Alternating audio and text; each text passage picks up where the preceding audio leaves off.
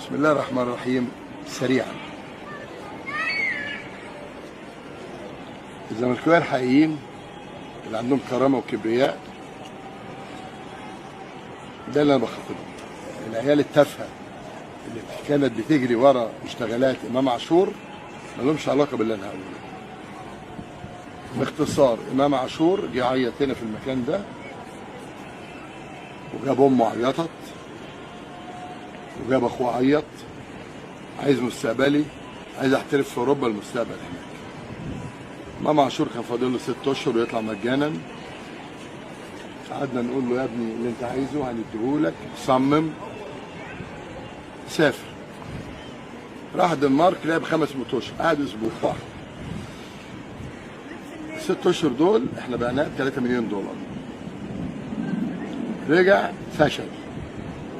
قول تاني، اللي حرق عربيته مش جمهور الاهلي زي ما الله يرحمك يا منى يا فاروق. جالي ليكي فيلم مع خالد يوسف، رسالة وصلت، يعمل فيلم اشتغالة، بموت في الزمالك، قلبي الزمالك، ايا كبدي، ايا كلوتي، ايا في الشتي، محدش بيكلمني. كلمناه وقلنا له يا ابني النادي مفتوح.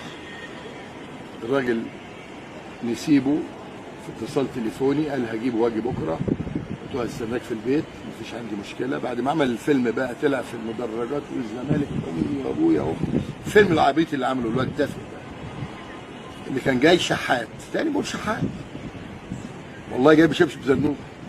واحد كان بيلعب في المحله، مع احترامي المحله انضف منه 100 مره. المهم يعني، وانا حكيت القصه ان هو قال لي نسيبه، ما تتكلمش باسمي، ادي بنتك عندك اهي. اتاري البيه بقى اللي بيدغدغ مشاعر الجماهير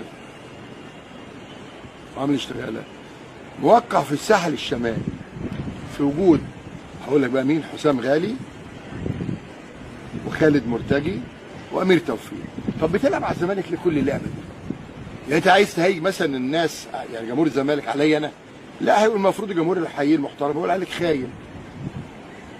ومفيش لاعب هيقعد رئيس نادي وماشي رئيس نادي ولا بطوله.